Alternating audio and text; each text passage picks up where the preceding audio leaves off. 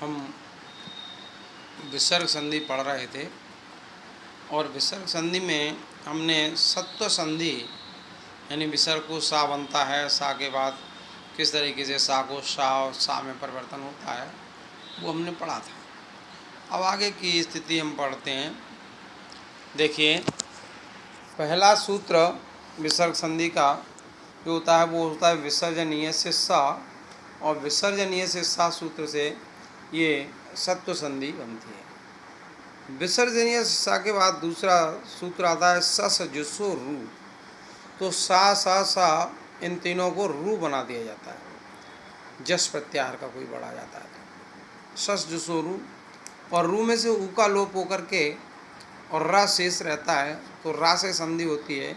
देखिए, जब विसर्ग से पहले आ, विसर्ग से पहले आ हो, उस आ को छोड़ करके कोई अन्य स्वर हो, आ ना हो और कोई स्वर हो, और आ की बात बाद में बताऊंगा। विसर्ग से पहले आ को छोड़कर शेष कोई स्वर हो और बाद में कोई स्वर अथवा फिर तीसरा, चौथा अथवा पांचवा व्यंजन वर्ण हो, यानी आ को छोड़ करके या तो कोई स्वर हो विसर्ग से पहले और विसर्ग के बाद में या तो कोई स्वर हो या फिर तीसरा, चौथा, पांचवा इनमें से कोई व्यंजन वर्ण हो, तो फिर विसर्ग के स्थान पर र हो जाता है। विसर्ग के स्थान पर क्या होता है? रा। सस जुसो रू से रू हुआ और रू में ऊ का लोप होकर के रस शेष रह जाता है। ठीक है, और वो जुड़ता है जैसे पितु धन इच्छा। तो विसर्ग को स हुआ, सस जुसो रू से रू हुआ, रू में ऊ का लोप हुआ, रह गया शेष र, तो पित पितु र और इच्छा, तो पितुर इच्छा, इच्छा जुड़ जाएगी रा के साथ, पितुर इच्छा। ठीक है, इस प्रकार से रा का प्रयोग हम करते हैं। जैसे निह धन गमन, निह प्लस गमन। अब इसमें देखिए, इसमें क्या है, विसर्ग के पहले स्वर है, आ को छोड़ करके कोई स्वर है, ई स्वर है, और ई को ये विसर्ग को र हो गया, और गा तृतीय वर्ण है, तीसरा, चौथा, पांचवा वर्ण बोला था, तृतीय वर्ण है, तो इसको क्या बन जाएगा, विसर्ग को रा बन के और ये बन जाएगा निर्गमन। ठीक है, तो इस प्रकार से ये विसर्ग को रा बनता है। इसको हम कहते हैं रुत्व संधि, जिसका सूत्र होता है सस जुसो रू। अब देखिए, एक विसर्ग को ऊ भी हम कर देते हैं जब उसका सूत्र है अतो रोर पुलताद पुलते, अतो रोर पुलताद पुलते, और दूसरा सूत्र इसमें प्रयोग होता है अशिष्ट। ठीक है, तो देखिए, यदि ह्रस्व आ इस पर विसर्ग हो, अभी ह्रस्व आ मना किया गया था, अभी हम बात करते हैं ह्रस्व आ पर विसर्ग हो, विसर्ग के बाद में भी ह्रस्व आ हो तो विसर्ग को ऊ हो जाता है, जो पूर्व रूप में भी होता था, अभी बता दूंगा पूर्व रूप। कोई आ तथा ऊ मिलकर के ओ हो जाता है, जैसे शिवाधन अर्च्य।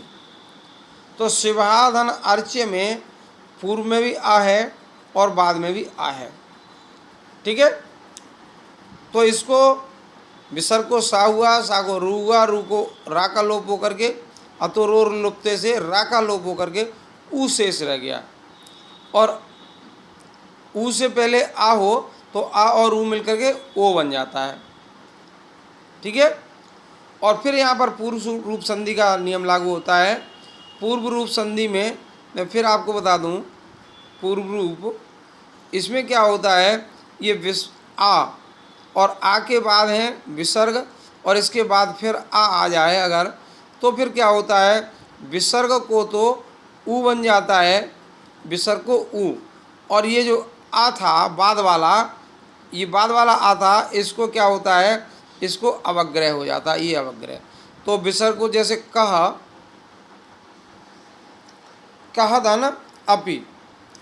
अब देखिए, कह धन अपि में ये ह्रस्व आ है और ये भी ह्रस्व आ है, तो इस आ को विसर्ग को जो है वो ऊ बनेगा, विसर्ग को सा को रू को ऊ बनेगा, और आ और ऊ मिल करके ये ओ बनेगा और ये बन जाएगा को।